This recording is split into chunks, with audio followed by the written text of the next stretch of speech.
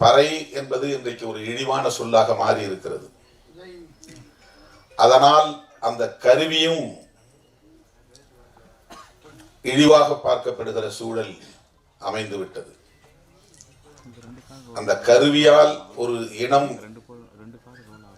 இழிவாக கருதப்படுகிறதா அல்லது ஒரு இனத்தால் ஒரு சமூகத்தால் அந்த கருவி குறைத்து மதிப்பிடப்படுகிறதா என்று நமக்கு தெரியவில்லை.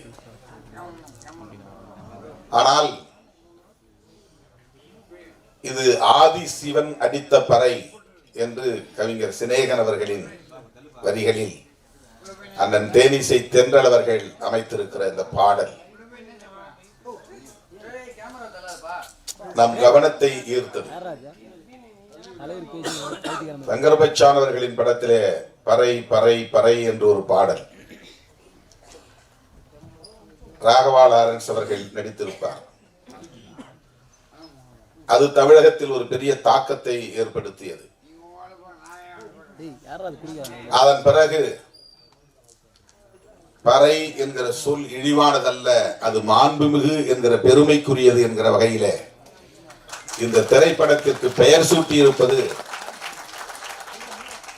ஒரு துணிச்சலான செயல், போற்றுதலுக்குரிய செயல். இந்த பெயர் சூட்டியதற்கே விருது கொடுக்கலாம், தனியே ஒரு பாராட்டு விழாவை நடத்தலாம்.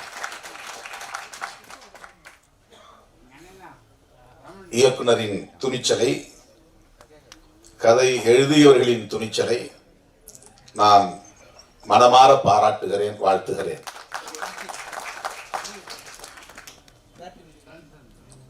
பறை என்பது ஒரு பொதுவான சொல். அனைத்து இசைக்கும் இசை கருவிகளுக்கும் மூலம். அதிலிருந்துதான் இசைக்கருவிகளின் வடிவங்கள் மாறி மாறி வெவ்வேறு பெயர்களை பெற்றிருக்கின்றன. ஒரு சமூக ஆய்வாளர் சொன்னார், பறை என்கிற அடையாளம் கொண்ட ஒரு சமூக பிரிவில் இருந்துதான் அனைத்து சமூக பிரிவுகளும் உருவாகின என்று அவர் ஆய்வில் சொல்லுகிறார். வெவ்வேறு பெயர்களை தாங்கி மாறி மாறி போகிறார்கள் என்று. ஒட்டுமொத்த இந்த சமூகத்தின் மூல சமூகம்தான் பறை என்கிற பெயரில் அழைக்கப்படுகிற சமூகம். இது ஒரு சமூக ஆய்வாளரின் கருத்து. இன்னும் சொல்ல போனால் மறைந்த தமிழரசன் அவர்களின் கருத்து, தமிழ்நாடு விடுதலை படையை நிறுவிய தமிழரசன் அவர்களின் கருத்து. வெவ்வேறு பெயர்களில் வெவ்வேறு சமூகங்கள் அழைக்கப்பட்டாலும் மனித குலத்தின் பாரம்பரிய வரலாற்றில் பார்க்கிற போது ஒரு குலத்தில் இருந்துதான் எல்லா குலமும் என்கிற போது தமிழ் சமூகத்தில் அந்த மூல சமூகம் ஆதி குலம் பறையர் குலம்தான் என்று அந்த வல்லுநர்கள் பதிவு செய்கிறார்கள். பறை அடித்ததனால் பறையன் என்று பலரும் கருதுகிறார்கள். அப்படி இருக்க வாய்ப்பே இல்லை. இன்றைக்கும் நீங்கள் ஒரு கிராமத்திற்கு போனால், பறையர் குடியிருப்புக்கு போனால் 200 குடும்பங்கள் 300 குடும்பங்கள் இருக்கிறார்கள் என்றால் அந்த 300 குடும்பங்களை சார்ந்தவர்களும் பறை அடிப்பதில்லை. அவர்களுக்கு பறை பற்றி தொடர்பும் இருப்பதில்லை. அந்த கிராமத்தில் சிலர் தான், விரல் விட்டு எண்ணக்கூடிய சிலர் தான் பறை அடிக்கிற ஒரு வழக்கத்தை வைத்திருப்பார்கள். எல்லா மக்களும் விவசாயத்தை செய்யக்கூடியவர்கள் தான். அவர்களுக்கு ஏரோட்ட தெரியும், நடவு நட தெரியும், அறுப்பு அறுக்க தெரியும், தாள் அடிக்க தெரியும். விவசாய பெருங்குடி மக்கள் தான். அந்த விவசாய பெருங்குடி மக்களை ஒட்டுமொத்தமாக பறையர் என்ற பெயரில் அழைத்து இழிவுபடுத்தி இருப்பதற்கு என்ன காரணமாக இருக்க முடியும்? இது குறித்து பலர் ஆய்வு செய்திருக்கிறார்கள்.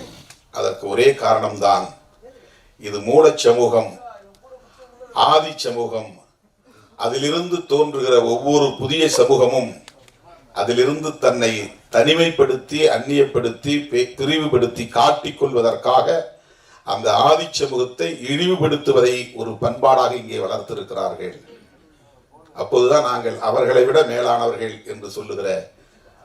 அந்த நிலை வளர்ந்திருக்கிறது. இது சமூக ஆய்வாளர்களின் கருத்து. பறை என்பதிலிருந்து பறையன் என்கிற ஒரு சமூகம் உருவாகி இருக்க வாய்ப்பே இல்லை. இது குறித்து பலரும் இப்போது ஆய்வு செய்திருக்கிறார்கள். பரம்பரை என்கிற சொல்லில் வருகிற பறை, இந்த பா ரை அது இடையினரை, எரள வரள இடையினம் என்கிற இப்படி கொம்பு போட்டு கீழே எடுக்கிற ரை பறை. இந்த வல்லின ரை அல்ல, கசட தபர என்கிற எழுத்துக்களில் வருகிற வல்லின ரை இந்த இசைக்கருவியை குறிக்கும். அந்த பறையன் என்கிற சொல்லில் இருக்கிற எழுத்து இடையின ரகரத்தில் வருகிற ரை என்கிற சொல்லை குறிக்கும், எழுத்தை குறிக்கும். ஏன் என்றால் அதற்கு ஒரு விளக்கம் தருகிறார்கள். பரன் பறை இது இரண்டும் தாய் தந்தை என்று சொல்லுகிற சொல்லோடு வருகிற 7வது தலைமுறையின் பெயர். இந்த தலைமுறை நாம், நமக்கு முந்தைய தலைமுறை தந்தை தாய், அந்த தந்தை தாய்க்கு முந்தைய தலைமுறை பாட்டன் பாட்டி, அந்த பாட்டன் பாட்டியின் தந்தை தாய் பூட்டன் பூட்டி, அந்த பூட்டன் பூட்டியின் தந்தை தாய் ஓட்டன் ஓட்டி, அந்த ஓட்டன் ஓட்டியின் தந்தை தாய் பரன் பறை. இது 7வது தலைமுறை.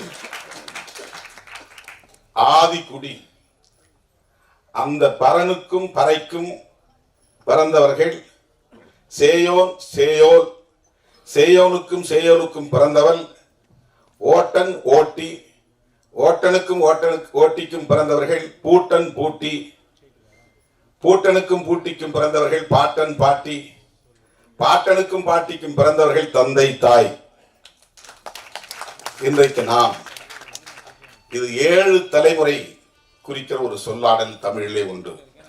அந்த பறையை குறிக்கிற சொல்தான் பறையன் என்கிற பெயராக மாறி இருக்குமே தவிர பறை அடிப்பதனால் இவன் பறையன் என்று ஆகியிருக்க வாய்ப்பே கிடையாது.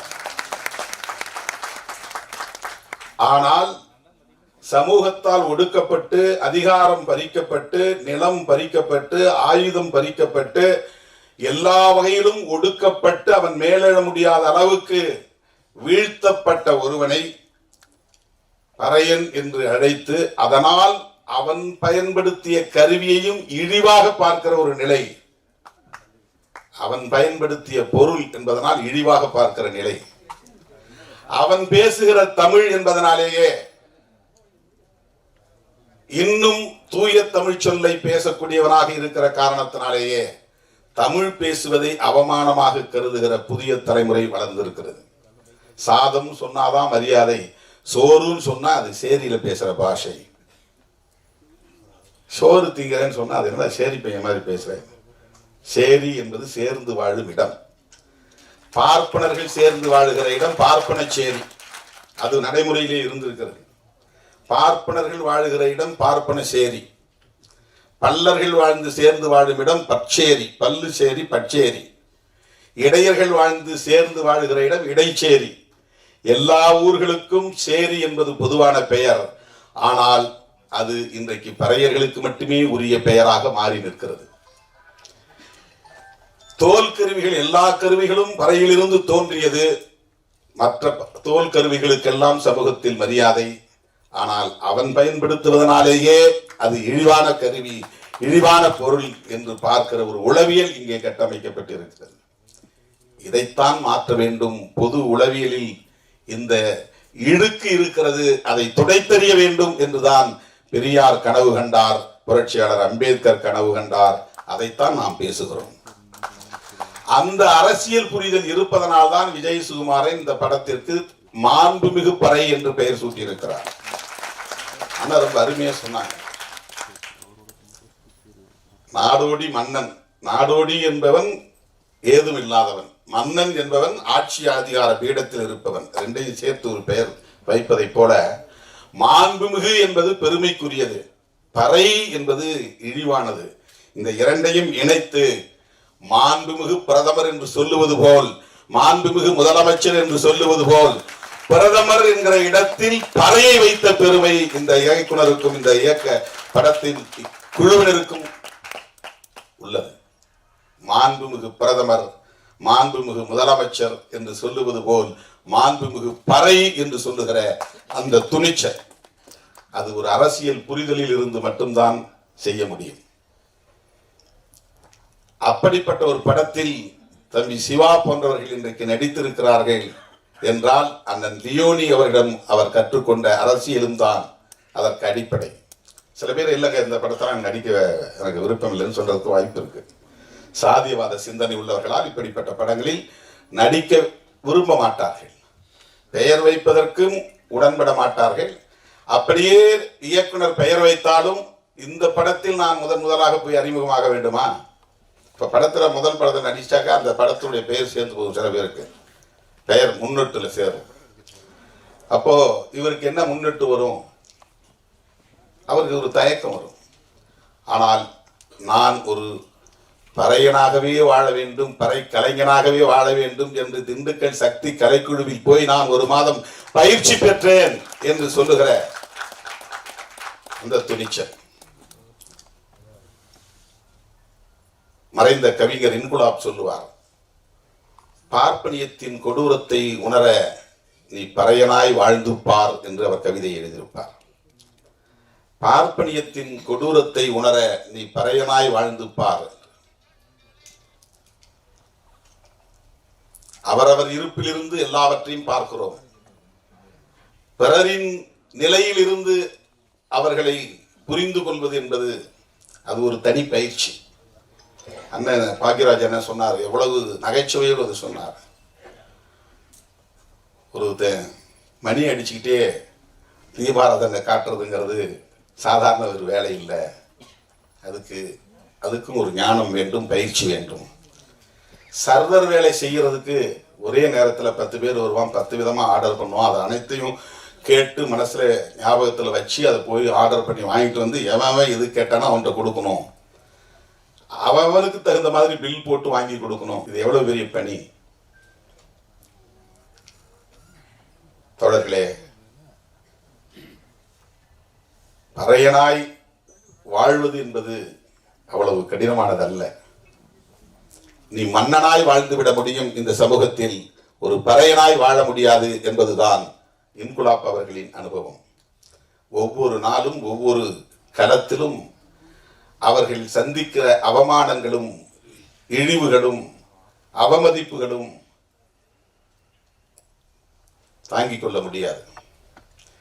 திரைப்பட வாய்ப்பு கேட்டு வந்தேன், என்னால் முடியாது என்று என்னை வீட்டுக்கு அனுப்புகிற போது அந்த வீட்டுக்கு போறது எனக்கு பெரிய அவமானமா இருக்கு, திரும்ப போறது. அதனால அங்கேயே வேலை செய்வேன். அந்த ஒரு நிகழ்ச்சியில் அவருக்கு இருக்கிற அந்த ஈகோ அவருடைய மானம் தொடர்பான ஒன்றாக இருக்கிறது. திரைப்படத்தில் வாய்ப்பு கிடைக்கல, நான் திரும்ப போனா ஊர்ல இருக்கிற என்ன நினைப்பான், அது எவ்வளவு பெரிய காயத்தை மனசுல ஏற்படுத்தும். எப்படி நம்ம தலை நிமிர்ந்து வாழ முடியும், மற்ற இளைஞர்களோட எப்படி அங்க நடமாட முடியும், அது எனக்கு பெரிய தலைக்குனிவை தரும் அப்படின்னு நினைக்கிறார். இந்த மான உணர்ச்சி ஒவ்வொரு மனிதனுக்கும் உண்டு. ஆனால் அத்தனை இடங்களிலும் அவன் காலடி வைக்கிற அத்தனை இடங்களிலும் அவனுக்கு இழிவும் அவமதிப்பும் இருக்குமே. ஆனால் அவன் உள்ளம் எந்த அளவுக்கு ஒவ்வொரு நாளும் காயப்படும் என்பதை உணராமல் பலர் பேசுகிறார்கள் என்பதனால் தான் இன்குலாப் சொன்னார், நீ பார்ப்பனியத்தின் கொடுமையை உணர வேண்டுமானால் பறையனாய் வாழ்ந்து பார் என்று சொன்னார். அந்த பறையன் என்பது இந்த பறை அடிப்பவன் என்கிற பொருளில் இல்லை. இந்த சமூகத்தால் வீழ்த்தப்பட்ட ஒரு பெரிய சமூகம், ஆதி சமூகம். தோழர்களே, சாதி அமைப்பு என்பது இந்த சமூகத்தில் எவ்வளவு கொடூரமான தாக்கத்தை ஏற்படுத்தி இருக்கிறது. ஆணவ கொலை பற்றி அவருடைய அனுபவத்தை அண்ணன் பாக்கியராஜ் சொன்ன போது ரொம்ப அதிர்ச்சியாக இருந்தது. அது இன்றைக்கும் தொடர்கிறது. இது ஒவ்வொரு மனிதனுக்குள்ளும் தன் குடும்ப கௌரவம், சாதி கௌரவம் என்பதோடு இணைக்கப்பட்டிருக்கிறது. 10 மாதம் சுமந்து ஈன்றெடுத்த பிள்ளைக்கு பாலூட்டி சீராட்டி பாராட்டி வளர்த்தாலும், பல கனவுகளோடு அவர்களை கொஞ்சி மகிழ்ந்து வளர்த்தாலும், தன் குடும்ப கௌரவம் பாதிக்கப்படும் என்கிற போது அதற்கு விஷம் கொடுத்து நஞ்சு கொடுத்து கொள்ளக்கூடிய அளவுக்கு அவர்களின் சாதிய உளவியல் இங்கே கட்டமைக்கப்பட்டிருக்கிறது. பெற்ற பிள்ளையை படுகொலை செய்யக்கூடிய அளவுக்கு ஒருவனை உந்தி தள்ளுகிறது என்றால் அது எந்த அளவுக்கு ஒரு பித்துக்குளித்தனமான உளவியல். இதை சாதியவாதிகளால் ஒருபோதும் ஏற்றுக்கொள்ள முடியாது.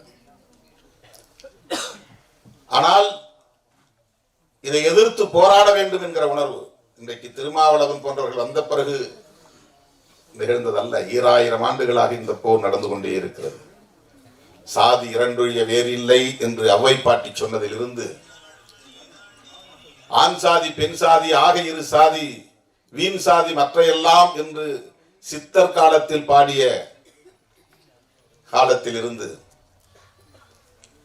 பரப்புக்கும் எல்லா உயிர்க்கும் என்று ஐயன் திருவள்ளுவன் 2000 ஆண்டுகளுக்கு முன்பே சொன்னது.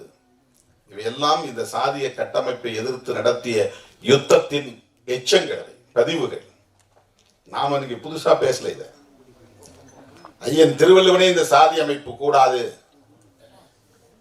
என்ற ஆதங்கத்தை அவர் வெளிப்படுத்தி இருக்கிறார். இது நீண்ட நெடிய ஒரு போராட்டமாக இருக்கிறது. அந்த போராட்டத்தை வெவ்வேறு வடிவங்களில் இன்றைக்கு நாம் மைய நீரோட்டத்தில் இணைக்கிற முயற்சி. இவ்வளவு பெரிய நிகழ்ச்சி, ஒரு திரைப்படத்திற்கான தலைப்பு, ஒவ்வொரு களத்திலும் ஆகச்சிறந்த ஆளுமைகள் வந்து இது குறித்து ஆற்றுகிற உரை, இவையெல்லாம் ஒரு மெயின் ஸ்ட்ரீம் பாலிடிக்ஸ்குள்ள இந்த விஷயங்களை இணைக்கிற பெரிய முயற்சி. இப்படி ஒரு பொதுவெளியில் அனைத்து தரப்பாரும் விவாதிக்கக்கூடிய ஒரு களத்தில் இந்த பொருள் கருப்பொருளாக இன்றைக்கு கையாளப்படுகிறது என்றால் எவ்வளவு ஒரு வேட்கை நமக்குள்ளே இருக்கிறது, தாக்கம் இருக்கிறது, சமத்துவ வேட்கை இருக்கிறது என்பதை இது உணர்த்துகிறது. ஆற்றல் ஒவ்வொரு மனிதனுக்குள்ளும் இருக்கிறது. ஆனால் அது சாதியின் பெயரால் இங்கே நசுக்கப்படுகிறது. அதை தடுப்பதற்காகத்தான் அனைவருக்கும் சமமான வாய்ப்பு வழங்க வேண்டும் என்கிற சமத்துவ கோட்பாட்டை ஒரு அரசியலாக நம்முடைய முன்னோர்கள் தந்தை பெரியார், புரட்சியாளர் அம்பேத்கர் போன்றவர்கள் உயர்த்தி பிடித்தார்கள். அதைத்தான் நாம் இன்றைக்கு எதிரொலித்துக் கொண்டிருக்கிறோம், பிரதிபலித்துக் கொண்டிருக்கிறோம், திரும்ப திரும்ப பேசிக் கொண்டிருக்கிறோம். அது இலக்கியம், கலை இலக்கியம் போன்ற தளங்களில், பண்பாட்டு தளங்களில் இன்னும் இன்னும் ஆழமாக போய் வேரூன்ற வேண்டும். அதற்கு இந்த ஆற்றல், கலை திறன்களை பயன்படுத்துவது. 40 வருடங்களுக்கு முன்பே நம்முடைய கே பாக்யராஜ் அண்ணன் அவர்கள் படத்தில் இது குறித்தெல்லாம் அவர் விவாதித்திருக்கிறார், சாதியை விமர்சித்திருக்கிறார். திரைப்படங்களில் இன்றைக்கு புதிதாக இது வரவில்லை. திரைப்படங்களில் நீண்ட காலமாகவே இதற்கு எதிரான படைப்புகள் நிறைய வந்திருக்கின்றன. பழைய படங்களில் நிறைய பாடல்கள் கூட இருக்கின்றன. இந்த பாடல்கள் எல்லாம் இப்போது எடுத்து சமூக ஊடகங்களில் தோழர்கள் பரப்புகிறார்கள். ஆகவே ஒரு நீண்ட நெடிய போராட்டம். அந்த போராட்டத்திலே திரைக்கலை ஆளுமைகள் தங்களையும் இணைத்துக் கொள்வது, அதற்காக தங்களுடைய ஆற்றலை முழுமையாக பயன்படுத்துவது, இது போன்ற படைப்புகளை கொண்டு வருவது, இதன் மூலம் சமூகத்தில் ஒரு தாக்கத்தை ஏற்படுத்துவது மிகுந்த மகிழ்ச்சி அளிக்கிறது. விஜய் சுகுமாரன் அவர்களை நெஞ்சார பாராட்டுகிறேன். இந்த திரைப்படத்தில் நடித்திருக்கிற தம்பி சிவா அவர்கள் மிக அற்புதமாக உரையாற்றினார். அவருடைய உரையில் நல்ல ஒரு தெளிவு இருந்தது. அந்த தெளிவு அரசியல் புரிதலாக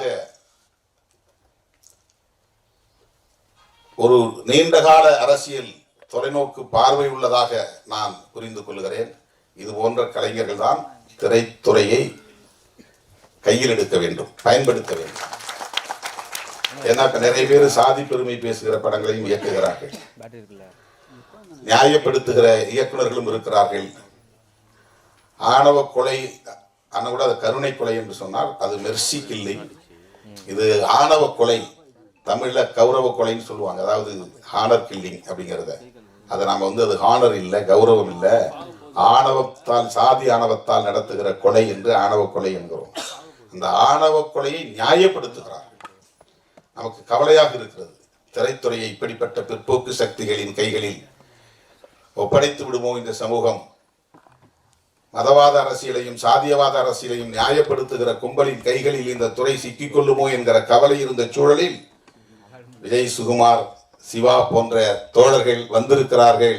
இந்த திரைத்துறையை நாங்கள் முற்போக்கு சிந்தனை களமாக பயன்படுத்துவோம் என்கிற அந்த ஆற்றல் மிக்கவர்களாக இருக்கிறார்கள் என்பதை எண்ணி பெருமைப்படுகிறேன்.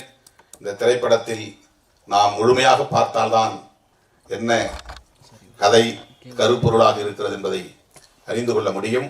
என்றாலும் கூட இந்த தலைப்பே நம்மை வியக்க வைக்கிறது, ஆழ சிந்திக்க வைக்கிறது. அந்த வகையிலே இது வெற்றி பெற வேண்டும். வெற்றி பெற வைப்பதற்கு தமிழ் சமூகம் முழுமையாக ஒத்துழைக்க வேண்டும். விடுதலை சிறுத்தைகளும் அதற்கு ஒத்துழைப்பாக இருப்போம் என்பதை இந்த நேரத்திலே சொல்லி, எனக்கு இந்த அரிய வாய்ப்பை ஏற்படுத்தி தந்த அண்ணன் லியோனி அவர்களுக்கும் இயக்குனர் விஜய், சுகுமாரன், தம்பி சிவா போன்றவர்களுக்கும் என்னுடைய நெஞ்சார்ந்த நன்றியை தெரிவித்து விடைபெறுகிறேன். நன்றி.